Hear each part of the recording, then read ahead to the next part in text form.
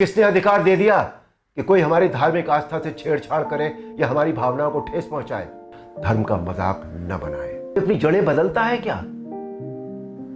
नींव या जड़ से किसी भी तरह का खिलवाड़ या किसी भी तरह की छेड़छाड़ बिल्कुल भी ठीक नहीं है। रामायण, महाभारत, श्रीमद् भागवत जैसे जितने भी ग्रंथ हैं, शास्त्र हैं, ये हमारी सांस्कृतिक और धार्मिक धरोहर है।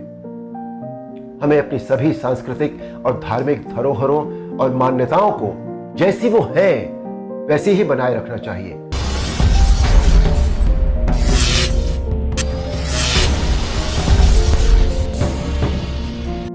नमस्कार।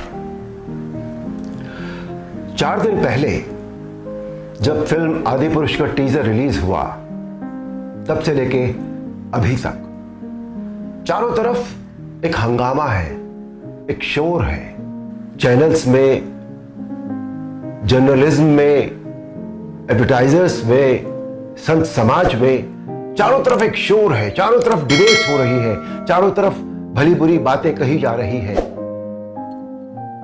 मेरे पास भी सैकड़ों फोन आए होंगे, सभी चैनल्स से फोन आए, जितने सभी जर्नलिस्ट हैं, बड़े बड़े जर्नलिस्ट, और सभी के फोन आए। They wanted my reaction on that, on the teaser, कि आपको कैसा लगा, आपके क्या रिएक्शन है, आप क्या सोचते हैं इस बारे में। मैं आपको सच बताऊं, मैंने एक भी शब्द किसी से नहीं कहा, मैंने बात ही नहीं की उस विषय में। मैंने कहा नहीं, मुझे कुछ नहीं कहना है। लेकिन मुझे लगा कि मुझे आपसे कुछ बात तो करनी चाहिए। मेरे मन में बहुत सारी बातें बहुत सारे समय से आती रही हैं, और इस हंगामे को लेकर, इस इशू को लेकर मुझे लगा कि शायद ये सही समय है जब मैं अपनी बातें आपके साथ शेयर कर सकूं। दोस्तों, ध्यान से सुनिएगा। रामायण, महाभारत, श्रीमद् भागवत जैसे जितने भी ग्रंथ हैं, शास्त्र हैं, ये हमारी सांस्कृतिक और धार्मिक धरोहर है। ये हमारी संस्कृति है, ये हमारी जड़ है। सारी मानव सभ्यता के लिए ये नींव के समान है, और न तो नींव को हिलाया जा सकता है और न ही जड़ को बदला जा सकता है। नींव या जड़ से किसी भी तरह का खिलवाड़ या किसी भी तरह की छेड़छाड़ बिल्कुल भी ठीक नहीं है। हमें इन शास्त्रों से संस्कार मिलते हैं, जीवन का आधार मिलता है। ये धरोहर ही हमें जीने की कला सिखाती है। हमारी संस्कृति विश्व की सबसे प्राचीन संस्कृति है। हमारी हर पीढ़ी इसे युगों युगों से आत्मसात करती आ रही है, जिसका सबसे बड़ा एग्जाम्पल है 2.5 साल पहले जब कोरोना आया था, तो कोरोना ने लोगों की धार्मिक भावनाओं को तब से लेकर आज तक और भी प्रबल कर दिया है। हमारी धार्मिक परंपराओं और मान्यताओं को और अधिक पुष्ट किया है इस महामारी ने। टीवी पर जब धारावाहिक रामायण प्रसारित हुई थी कोरोना के दौरान, तो रामायण ने एक विश्व रिकॉर्ड बनाया। ये एक बहुत बड़ा संकेत है हमारी मान्यताओं और परंपराओं की प्रामाणिकता का। इस बार यानी 2020 में रामायण आज की युवा पीढ़ी ने भी देखी, और 35 साल पहले बनी रामायण को पूरी श्रद्धा और आस्था से देखा, समझा और आत्मसात किया। आज जो बेहिसाब लोग मुझसे मिलते हैं, उनमें सबसे ज्यादा संख्या टीनेजर्स की होती है।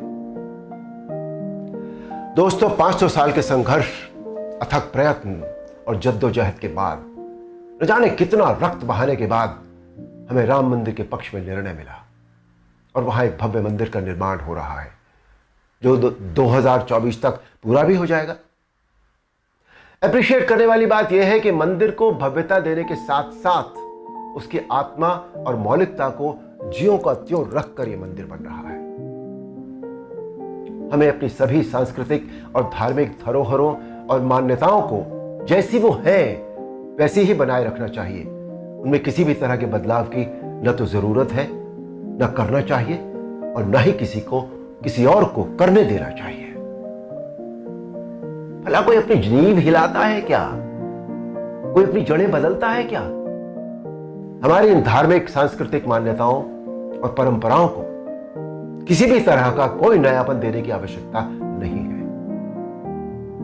देखिए, मेरा प्रयास और कर्म तो यही है कि मैं इस जनरेशन को और अगली पीढ़ी को भी वही सिखाऊं, वही बताऊं, वही दिखाऊं जो वास्तव में सत्य है, शाश्वत है और सनातन है। एक बात और सोचने वाली है, किसी और धर्म की परंपरा या मान्यता में जब किसी भी प्रकार का बदलाव या नयापन नहीं किया जाता, तो हमारी सनातन धर्म की मान्यताओं परंपराओं के साथ छेड़छाड़ आखिर क्यों?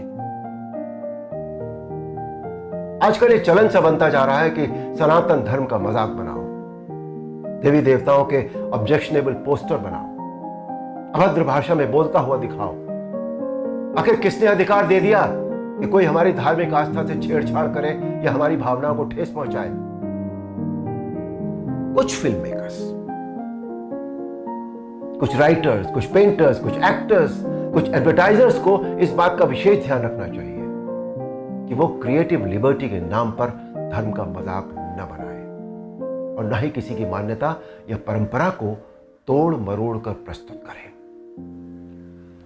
दोस्तों, ये किसी राजनीतिक पार्टी या धर्म के लिए नहीं, बल्कि पूरे देश के लिए एक स्वाभिमान बढ़ाने वाली बात है कि आज हमारे प्रधानमंत्री श्री नरेंद्र मोदी जी के नेतृत्व और कुशल मार्गदर्शन में देश के कोने कोने में सांस्कृतिक, धार्मिक और ऐतिहासिक धरोहरों को पुनः पहचान मिल रही है।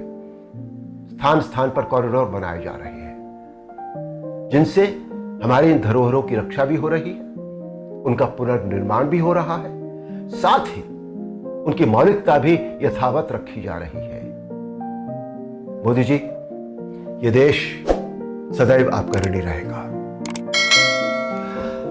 मेरा अनुरोध है आप सबसे कि आप सब पूरी सक्रियता और जागरूकता के साथ अपनी अमूल्य सांस्कृतिक, धार्मिक मान्यताओं और धरोहरों को सहेज कर संभाले रखने का संकल्प करें और दूसरों को भी इसके लिए प्रेरित करें। धन्यवाद। नमस्कार।